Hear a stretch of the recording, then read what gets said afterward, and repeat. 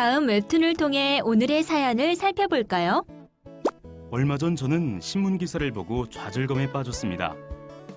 성격 나쁜 직원 한 명이 회사 전체를 망친다는 제목의 기사인데 좋은 성격이 무엇이고 그 기준은 누가 정하는 걸까요? 직원의 외향성, 성실성, 정서적 안정성이 높을수록 좋은 성격이라고 보는 것 같은데 저는 우르르 몰려다니는 것도 귀찮고 제가 별 생각 없이 한 말에 누군가 상처받기도 합니다. 이런 제가 성격 나쁘다는 소리 같은데 회사를 망치는 암적인 존재라고까지 하니 참 억울하네요.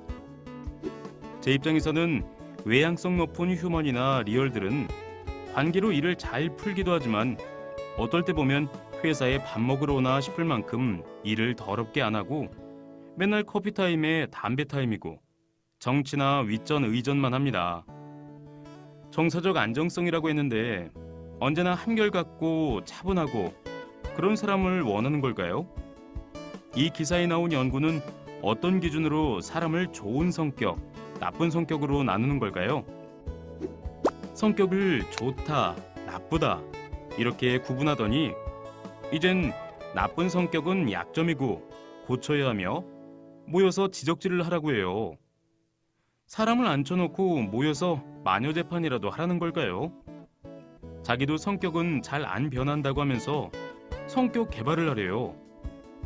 이 연구 결과가 저를 암적인 존재라고 하다니 암이 생길 것 같아서 참을 수가 없네요.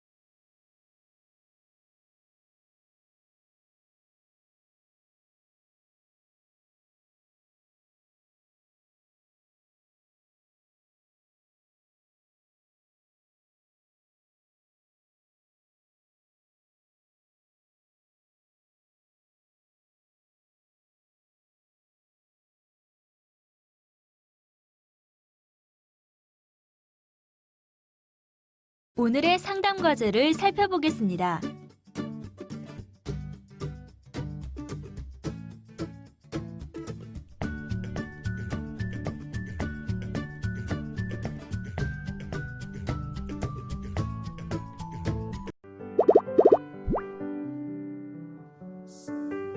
여러분은 어떤 성격이 좋은 성격이고 어떤 성격이 나쁜 성격이라고 생각하는지 자신의 의견을 적어보세요.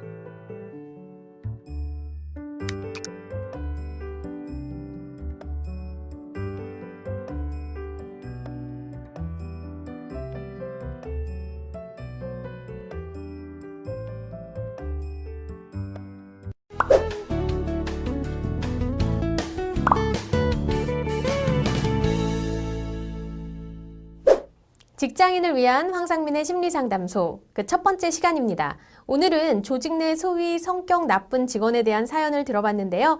이것에 대해서 박사님과 함께 이야기 나누도록 하겠습니다. 박사님 안녕하세요. 네, 안녕하세요. 저희가 이제 성격이 나쁘다라는 이야기를 많이 하는데요. 네. 조직에서도 보면 약간 특이하고 모나고 이런 분들이 있으시잖아요. 네. 근데 그런 사람이 조직 전체를 망칠 수 있는 건가요? 조직에서 특이하고 모나다. 네.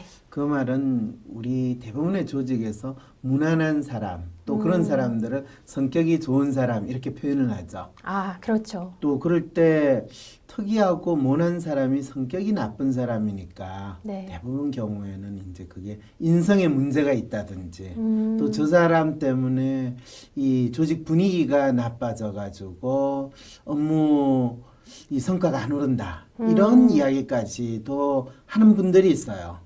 그래서 진짜 조직을 망치는 사람 이렇게 이야기하는데 사실은 그건 정확하게 성격에 대해서 잘 알지 못한 상태로 그냥 어떤 눈에 띄는 사람 또 자기하고 다른 사람을 마치 조직이 잘 돌아가는데 문제가 있을 거다라고 하는 편견을 그냥 무작정 표현한 거죠.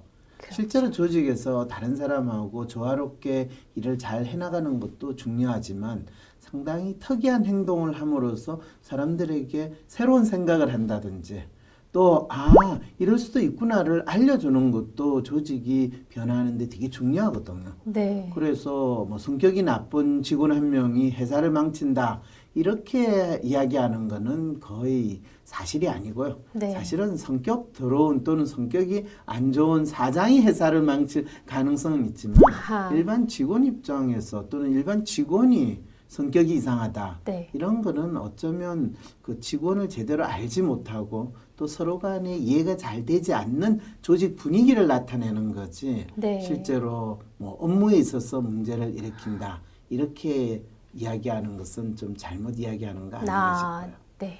어떻게 보면 정말 조직에서 너무 힘든 사람이 있어서 의사소통도 안 되고 그래서 일의 효율성도 떨어질 수 있는 거 아닌가요? 조직에서 힘든 사람이 있는데 일의 효율성이 떨어지는 거는 본인의 일의 효율성이 떨어지는가요? 그 사람이 하는 일의 효율성이 떨어지는가요? 이런 질문을 한번 해봐야 돼요. 그냥 저 사람 때문에 또는 저 인간이 내가 너무 미워서 또는 저 인간이 싫어서 내가 일할 맛이 안 난다. 그럼 결국은 자기 일하는 것을 좀 잘 못하는 핑계거리로 눈에 띄거나 조금 특이한 행동을 하거나 조금 약간 거슬리는 사람을 사실은 공격하는 일이 훨씬 이 대부분의 조직에서 많이 있거든. 네, 그래서 이분도 지금 이 사연자분도 굉장히 공격을 당하신 느낌인 것 같아요. 그러면서 이 논문을 좀 잘 분명하게 해석을 해달라 이렇게 요청을 해주셨는데요.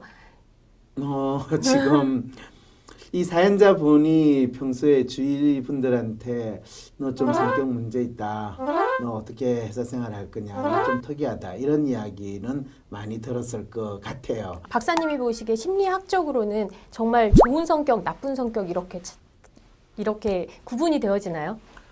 심리학적으로든 심리안학적으로든 간에 네. 어떤 사람이 좋은 성격이냐 나쁜 성격이냐라는 이야기는 저 사람이 나한테 잘하느냐 잘하면 좋은 성격이고 나한테 잘 못하면 나쁜 성격으로 사람들이 일반적으로 생각한다는 거는 알 필요가 있죠. 그런 측면에서 봤을 때 이제 누구의 성격이 좋다 나쁘다라고 이야기하는 거는 그 사람의 진짜 성격에 대해서 이야기하는 것이 아니라 어떤 사람이 나와의 관계에 있어서 얼마나 내한테 잘 맞춰주는가 잘 맞춰주지 않는가 이거를 나타내는 이야기일 뿐이라는 거죠. 그런데 진짜 그러면 성격이라는 게 특히 우리가 어떤 사람에 대해서 저 사람은 좋은 사람이다 나쁜 사람이다 이렇게 이야기하는 건 성격에 대해서 이야기하는 거 아닌가요? 라고 이야기할 때 이제 심리학적으로 심지어는 또 뭐 경영학적으로 이야기할 때 그럴 때의 성격이라는 것은 그 사람이 가지고 있는 특성이 어떤 특성이냐 그리고 그 특성이 실제로 그 사람이 일을 하는 데 있어서 어떻게 나타나는가 이런 측면에서 이야기할 때는 우리가 이제 성격이라고 이야기를 하는 거죠. 그래서 일반적으로 저 사람 참 좋은 사람이야. 저 사람 참 까칠한 사람이야. 저 사람은 항상 문제를 일으키지. 이런 건 성격에 대한 이야기가 아니라 내가 그 사람을 어떻게 평가하고 있고 또 그 사람하고 지내는 데 있어 그 사람이 자기 특성을 얼마나 잘 드러내고 있는가 또 자기 특성을 잘 감추면서 내한테 잘 맞춰주는 그런 모습을 보이는가 이런 것을 우리가 조직에서 많은 사람들은 성격이라고 이야기하면서 네. 뭐 좋은 사람 나쁜 사람 이렇게 이야기한다는 거죠.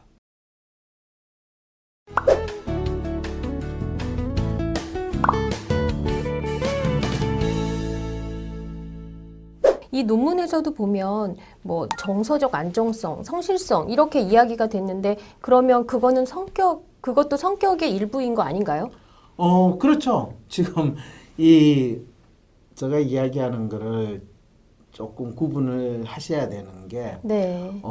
보통 이 교수들이 성격에 대해서 이야기를 할 때는 일상생활에서 어떤 사람이 보이는 모습이나 행동을 이야기하기보다는 이 심리학자가 성격을 마치 어떤 물질에 있어서 원소나 뭐 분자 이런 것처럼 분석하듯이 인간의 성격이라는 것도 이 어떤 성분으로 분석할 수 있다라고 믿는 마음에서 외향성이나 뭐 성실성, 정서 안정성 또는 개방성 또 이런 친화성 이런 식의 무슨 성 이런 식으로 구분을 해요. 네. 우리가 뭐 사람을 남성, 여성 이렇게 구분하는 것과 마찬가지로 네. 이제 그런 특성들을 언급을 할 때 마치 그것을 성격인 것처럼 이야기하는데 그걸 이제 굳이 구분하면 성격 요인이라고 이야기를.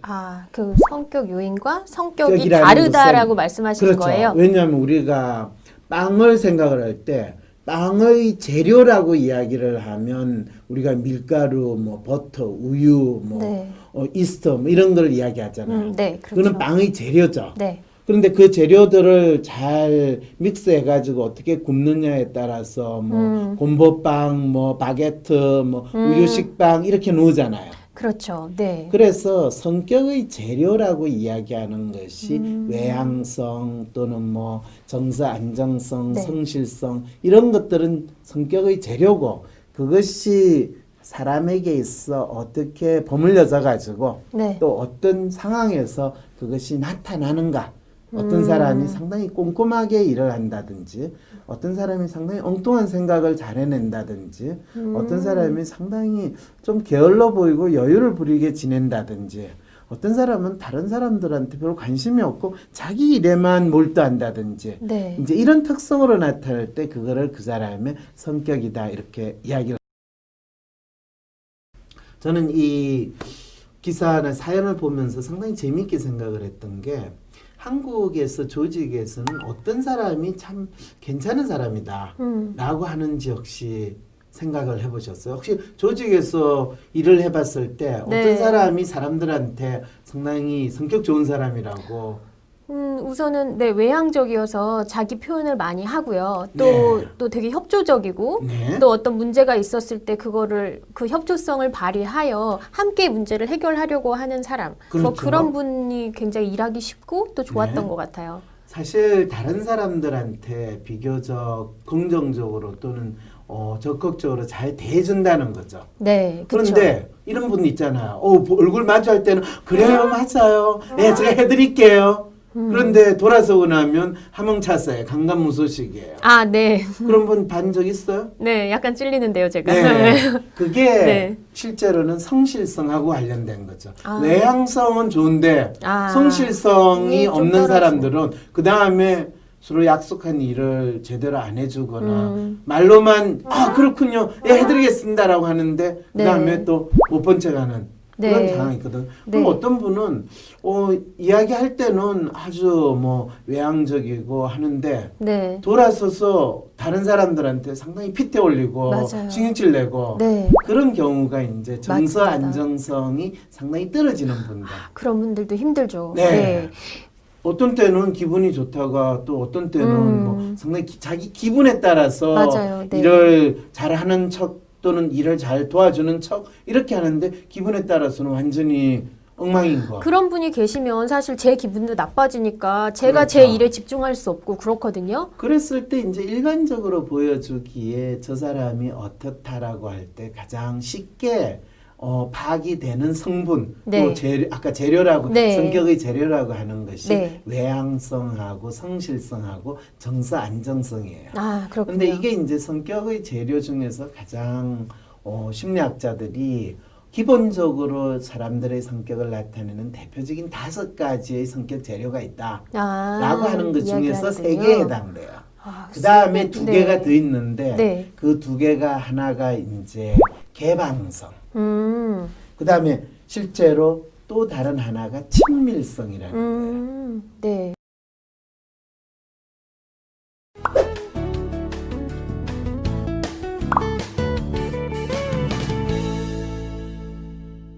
그런데 개방성이라는 것이 조직에서는 어떻게 나타나는지 아세요?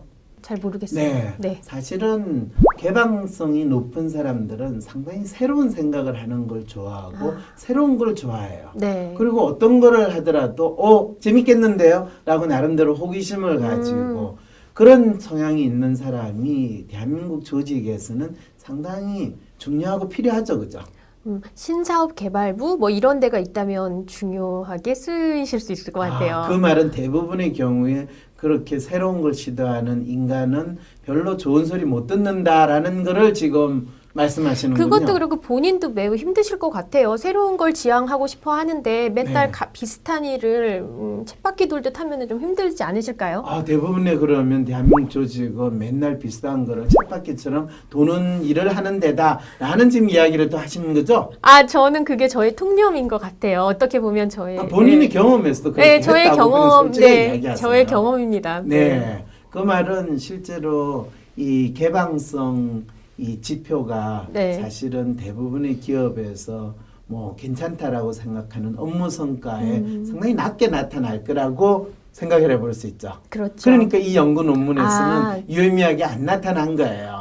그래서 성격을 보려면 그 빅5가 다 있어야지 성격인데도 어쨌든 그 성격 그럴 뿐만 요인이 아니라 안 나오게 되는 성격이라는 거네요. 건 이 빅5 요인들이 다 섞어져 가지고 어떤 특정한 맛의 빵으로서 나오는 것이 성격인데 이 연구하신 분은 안타깝게도 성격이 마치 이 조각조각으로 나누어져 있는 재료가 성격이라고 착각하신 상황에서 연구를 하다 보니까 그러네요. 한국 조직에서 잘 드러나지 않는 예를 들면 개방성이라든지 친밀성. 사실 이건 상당히 재밌어요. 네. 한동안은 한국 조직에서는 뭐 구성원들이 가족처럼 네. 그런데 요즘은 이제 가축처럼 또는 사축처럼 뭐 이런 네. 식의 용어들도 사용을 하면서 더 이상 가족처럼 친밀성을 가지고 이 일을 하는 조직 환경은 아니다라는 부분에 있어서 많은 분들이 의식을 하고 또 이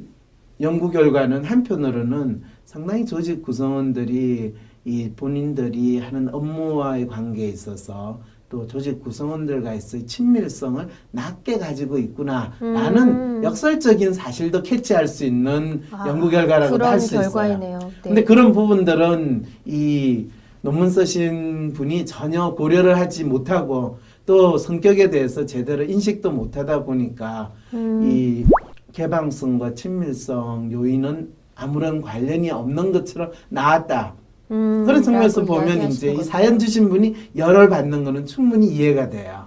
이 연구는 네. 일반적인 조직 그리고 상당히 어떻게 보면 통념적인 네. 또 보통의 평균적인 조직에서 이렇게 조직 생활을 하는 것이 성격 좋은 사람이라는 소리를 듣고 네. 거의 아무 생각 없이 회사에 출근해가지고 주어진 일 또는 주어지는 상황에서 예, 제가 이렇게 하는 것이 성격 좋은 사람으로 모나지 않고 잘 지내는 거다라는 통념을 그냥 확인시켜주는 그런 연구 결과로 내면서 그거를 제목을 성격 나쁜 직원이 회사를 망친다 이런 무시무시한 이야기를 하니까 아마 이 사연 주신 분은 상당히 이런 신문에 놓은 연구 결과를 가지고 자기 조직 생활에 적용도 해보고 또 자기 조직에서 자기가 왜 힘드는가 생각도 해봤다는 거는 상당히 개방성이 높으신 분이라는 거죠. 네. 그리고 자기 조직에서 뭔가 자기가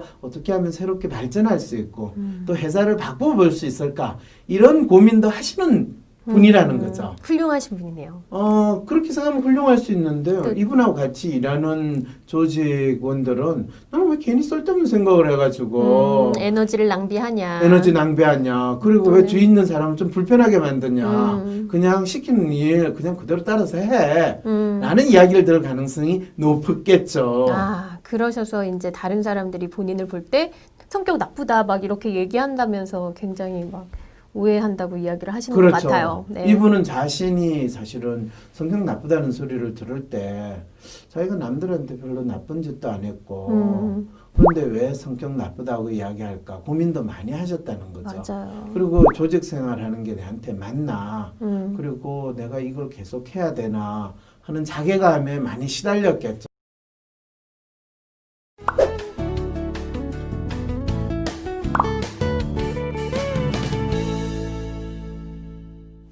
이 논문에서 혹시 경영학적으로 이 성격 개발에 대해서 이야기한 내용 혹시 기억나세요? 네, 기억이 나는데 여기서는 어떻게 얘기했냐면 성격이 나쁜 직원들을 모아서 네. 시간과 장소를 따로 정해서 네. 그들과 모여서 이야기를 하면서 네. 개선점을 얘기하고 네. 그러면 그 사람들이 이제 압박을 받아서 성격이 고쳐질 거다라고 이야기를 해요. 그렇죠. 네. 이 전형적인 그 전두환 시절에 네. 이 성격 나쁘고 행동 나쁜 애들 다 모아가지고 삼천 교육대 보내가지고 네. 거기서 열심히 굴리면 이 바른 생활하는 인간으로 개조돼서 나올 거다라는 사고예요.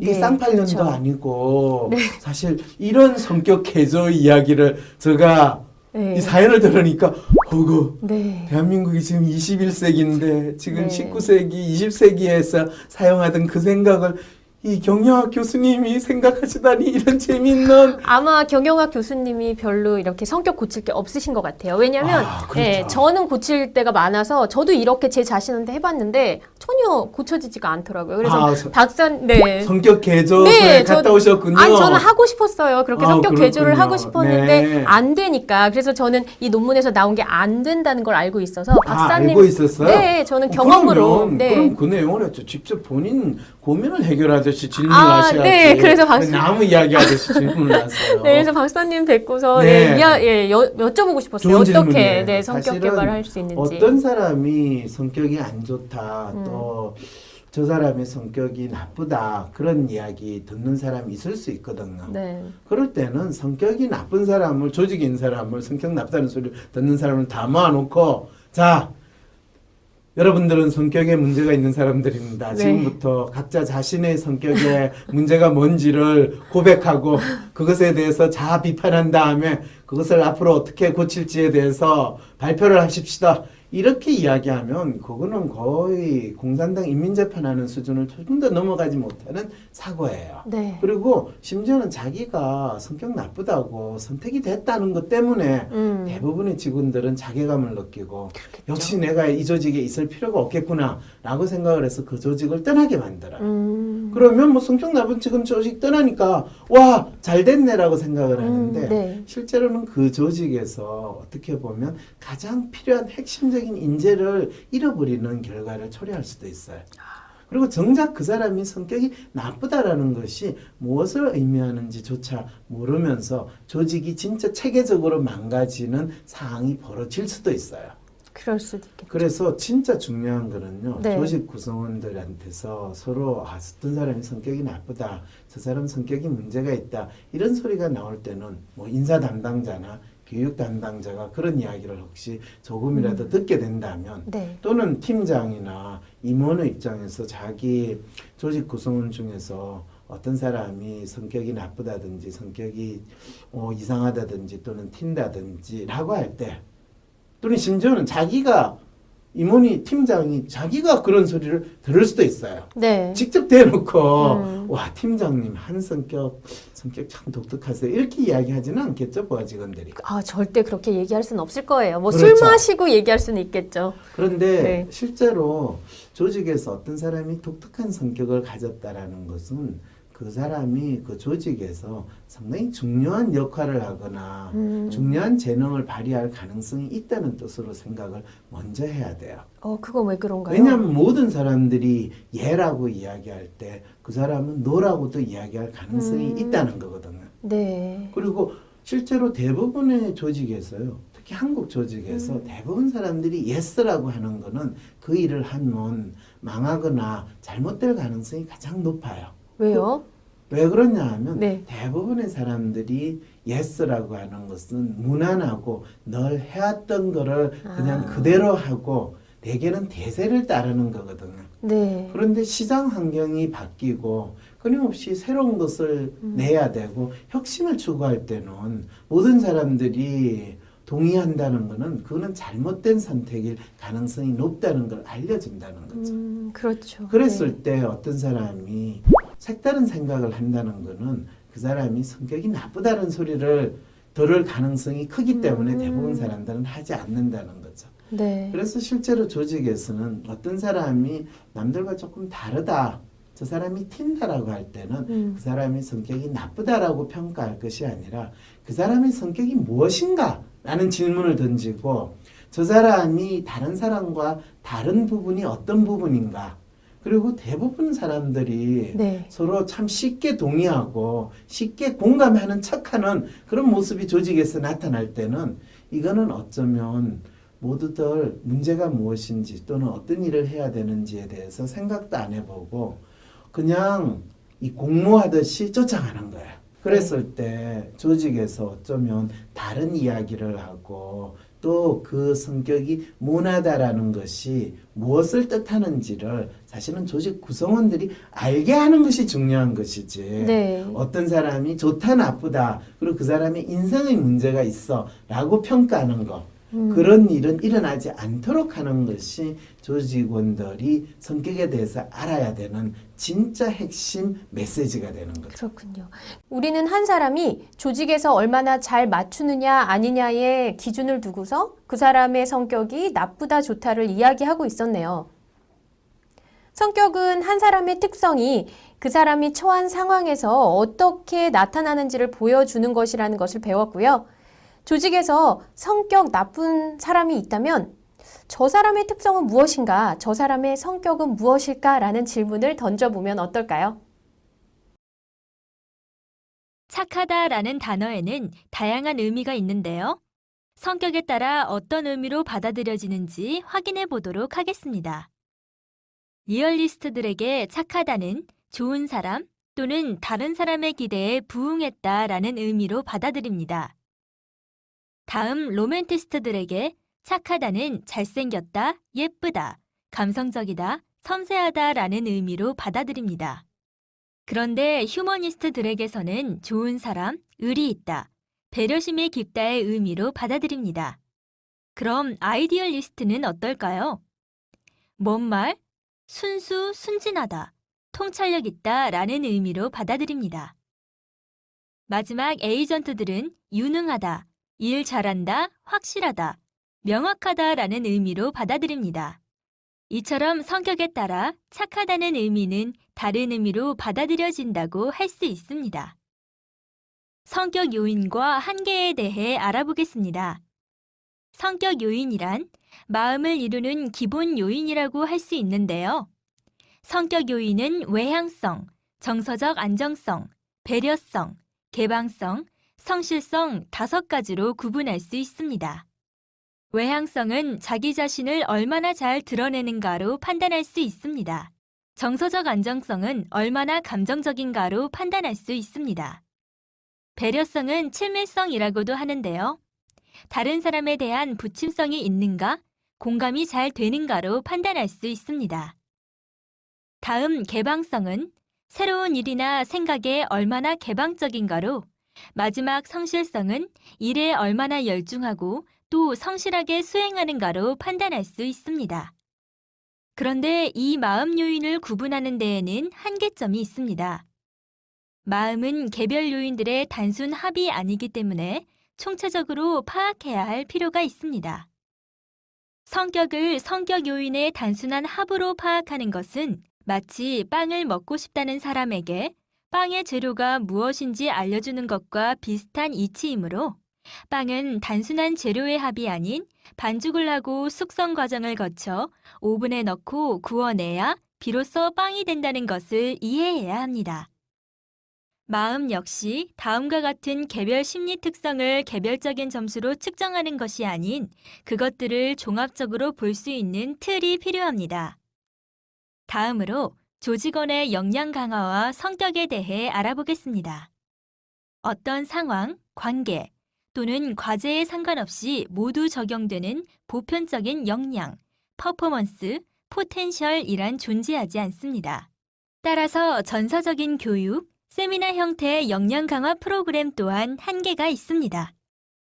조직원 각자의 역량은 각기 다른 과제와 관계, 상황에 따라 다르게 나타나므로 각 조직원의 성격을 아는 것은 매우 중요합니다.